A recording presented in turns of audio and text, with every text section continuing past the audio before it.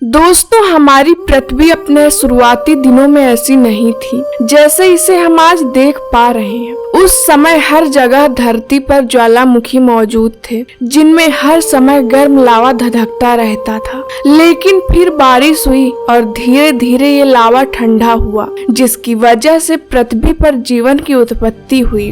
दोस्तों, आज पृथ्वी को हम जिस रूप में देख रहे हैं वो ज्वालामुखी के कारण ही है। ज्वालामुखी ने हमारे वायुमंडल को प्रभावित किया, जिससे गर्म लावा धरती की सतह पर गिरा और उससे नई व मजबूत जमीन बनी। जमी हुई पृथ्वी पर जब ग्रीन हाउस गैसों का उत्सर्जन हुआ तो ज्वालामुखी के कारण ये संभव हो पाया है कि पृथ्वी आगे जमी न रहे। दोस्तों, शायद आपको जानकर हैरानी होगी कि हमारी पृथ्वी की तरह ही हमारे ब्रह्मांड में दूसरे ग्रहों पर भी ज्वालामुखी मौजूद है, जो पृथ्वी पर पाए जाने वाले ज्वालामुखियों से कई गुना ज्यादा बड़े व खतरनाक हैं। दोस्तों, आज की इस वीडियो में हम आपको ब्रह्मांड के सबसे खतरनाक ज्वालामुखियों के बारे में बताएंगे। देखिए, आप लोगों ने हवाई द्वीप के बारे में तो सुना ही होगा, लेकिन क्या आप जानते हैं कि जिस जगह आज हवाई द्वीप है वहाँ कभी समुद्र हुआ करता था। वैसे तो उसके चारों तरफ समुद्र आज भी मौजूद है, लेकिन वहाँ पहले जमीन का नामो निशान तक नहीं था। ज्वालामुखी से निकले लावे की वजह से हवाई द्वीप समुद्र तल से बाहर आया, जिसे आज हम आइलैंड के रूप में देख पाए हैं। दोस्तों, शायद आपको पता ना हो, लेकिन ज्वालामुखी केवल पृथ्वी पर ही नहीं बल्कि हमारे सौर मंडल में भी कई ग्रहों और उपग्रहों पर मौजूद है, जिनमें से कुछ निष्क्रिय हैं और लाखों सालों से इनमें विस्फोट नहीं हुआ और शायद आगे भी ना हो। लेकिन ऐसे कई ज्वालामुखी मौजूद हैं जो आज भी सक्रिय हैं।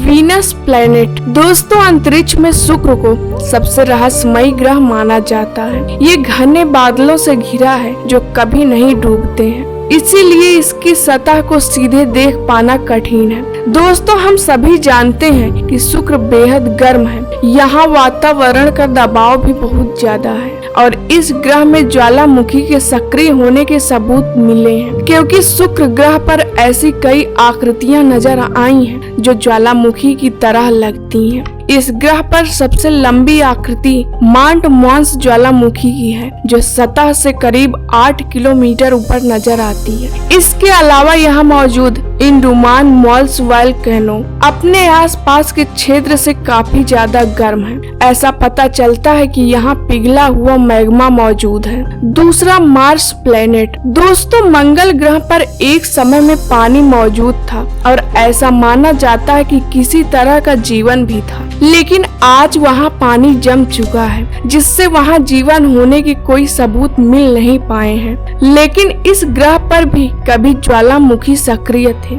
ओलंपस मार्स सौर मंडल का सबसे बड़ा ज्वालामुखी है, जो मंगल ग्रह पर ही मौजूद है। इसके सामने पृथ्वी के ज्वालामुखी ही नहीं बल्कि सभी चीजें भी छोटी पड़ जाती हैं, क्योंकि ओलंपस मार्स 25 किलोमीटर ऊंचा है और इसकी चौड़ाई 674 किलोमीटर है। लेकिन ये ज्वालामुखी लाखों सालों से सक्रिय नहीं है। Saturn planet. टाइटन शनि का सबसे बड़ा चंद्रमा है। ये एक ऐसा उपग्रह है जिसके वायुमंडल का घनत्व तो काफी ज्यादा है, जिसमें हम सांस नहीं ले सकते हैं। पृथ्वी को छोड़कर सौर मंडल में टाइटन ही मात्र ऐसा उपग्रह है जिसमें झीलें मौजूद हैं। लेकिन इन झीलों में पानी नहीं बल्कि तरल हाइड्रोकार्बन मौजूद है। टाइटन में मौजूद ज्वालामुखी से निकलने वाले लावा में पानी और अमोनिया तरल पदार्थ के रूप में निकलता है, लेकिन वहाँ पर भी ज्वालामुखी मौजूद है जिसका नाम है ज्वालामुखी टूमोटस। Mercury planet. पहली बार देखने में बुध चांद की तरह ही दिखाई देता है, जो सूर्य के सबसे पास स्थित है। इस ग्रह में बहुत सारी चट्टानें और गड्ढे मौजूद हैं। ऐसा माना जाता है कि एक समय में यहाँ बहुत सारे ज्वालामुखी मौजूद थे। ज्वालामुखी से निकले लावे की वजह से ही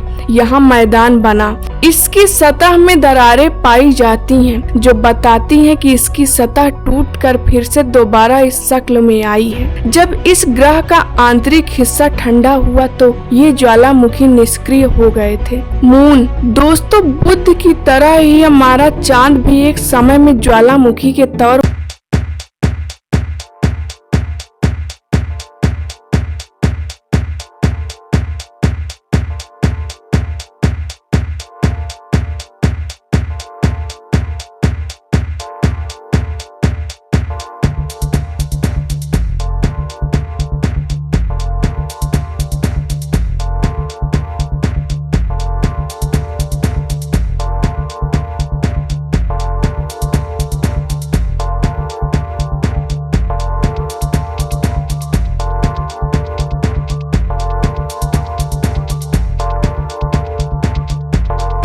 के काफी करीब है, जिसके कारण इस उपग्रह पर बृहस्पति के खिंचाव का काफी प्रभाव पड़ता है और लोह इसी वजह से काफी ज्यादा गर्म रहता है। इसी के कारण ऊष्मा ज्वालामुखी के रास्ते बाहर निकलती है। ऐसे और फैक्ट वीडियो देखने के लिए वीडियो को लाइक करके चैनल को सब्सक्राइब जरूर करें।